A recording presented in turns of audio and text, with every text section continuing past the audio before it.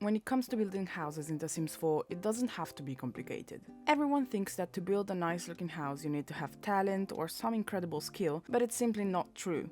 A little practice, the right tools and some patience will do the trick. So here I am with 7 advices and tricks on how to build a simple and beautiful looking house as a beginner in The Sims 4.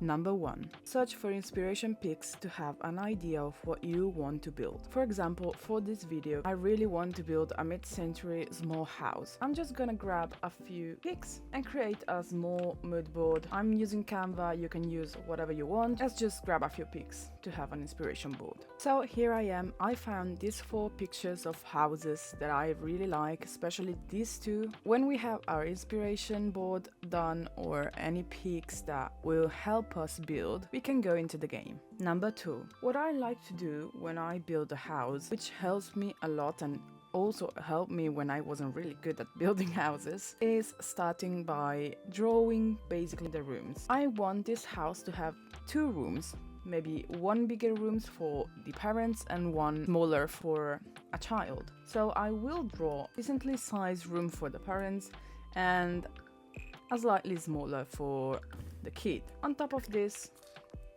we will need a bathroom, which I will draw in here because it fills the spaces quite nicely. This leaves us with this blank space that will act as a hallway, so we can have our doors here, here and here. We can draw the living space now by simply drawing the rest of the space.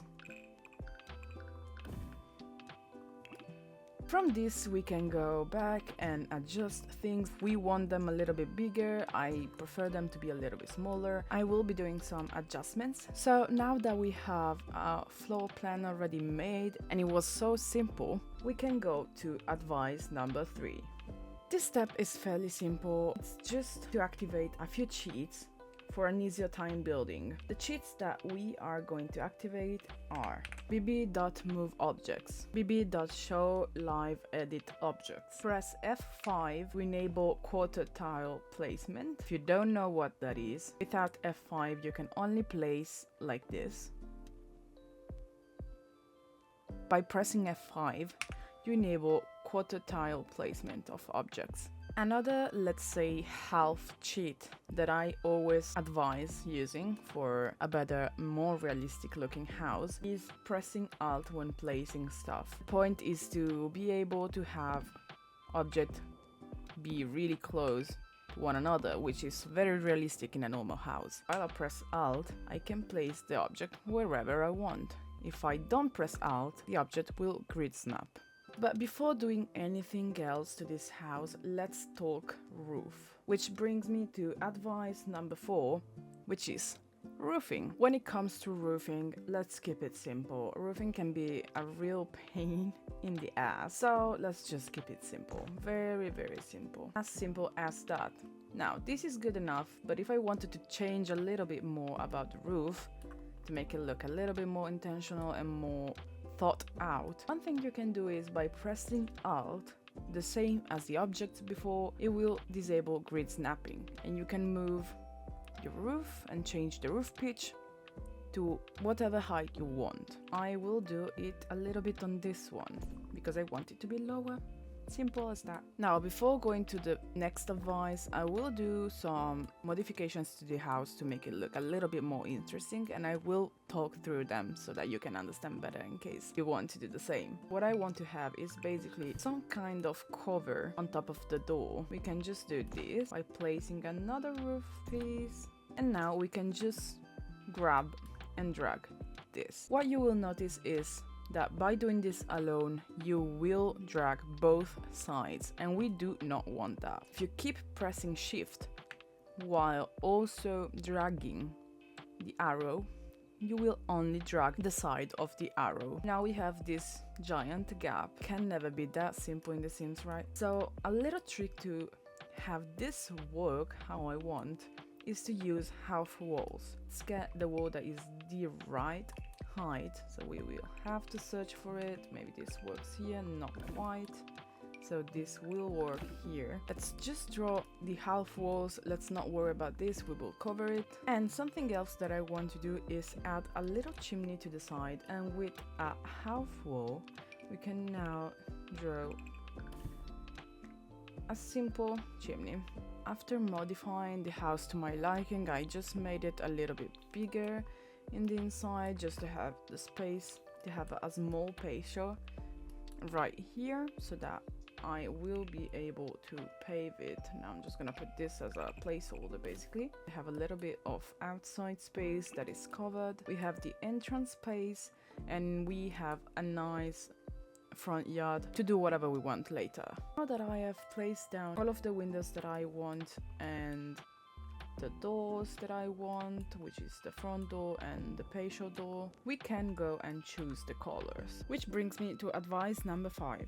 When it comes to coloring, I usually like to play with texture and colors to create some interest. I will be using mostly the new pack and base game, which means that we have access to this brick that is easily one of my favorite. So what you see now is that we have a greenish color here and a white color here. Now if you think that looks great, then great for you. I really don't like to have no division between the colors, which is why I'm going to add exterior trim, which is the smaller ones. But as you can see, I can't place it now. I can place it here, but it won't let me place it there. Why, you might ask? Well, let's go to advice number 6. I always try to avoid freezes because they are very buggy and glitchy, and they will just make you want to cry and scream. So let's just forget about freezes right now and go to exterior trims. You can't really place it there, and it might make you feel like you want to close the game and never open it again. I understand, but let's not panic. It's really simple. Take a flat square, which is basically this.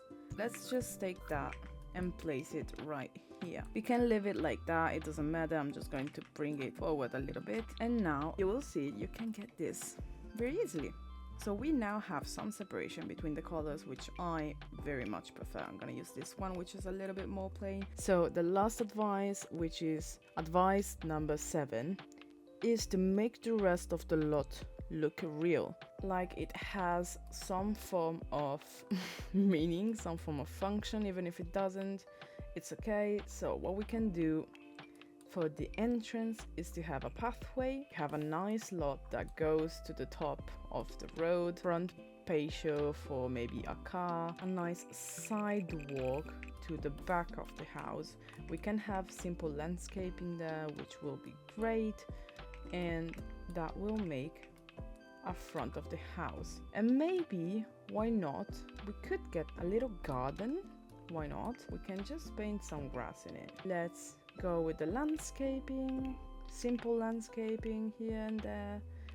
I'm gonna filter and have just some grass. You can move around, always pressing Alt to be able to place wherever I want. Move things a little bit to make it look a little bit more scattered.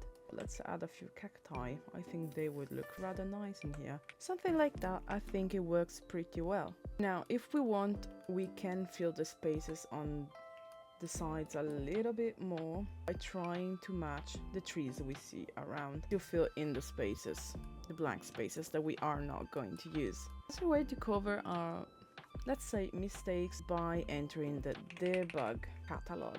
What we can do now is search for a plant that could easily cover that. So for example, this one, which honestly I really like to use because it looks really nice. And for the last little bit, I will be covering it with some of this that matches that plant.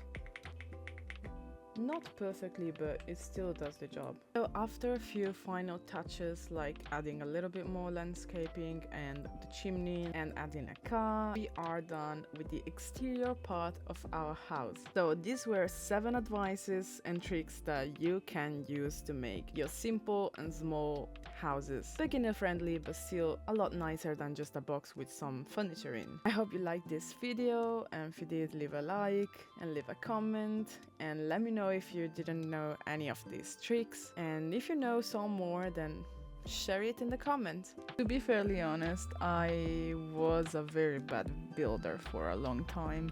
It took me a lot of time to learn how to build in The Sims 4. I'm kinda glad that I did. I really like to do that, it really relaxes me. And I mean, I went from building white boxes with really messy windows to building some pretty nice and decent houses, I think.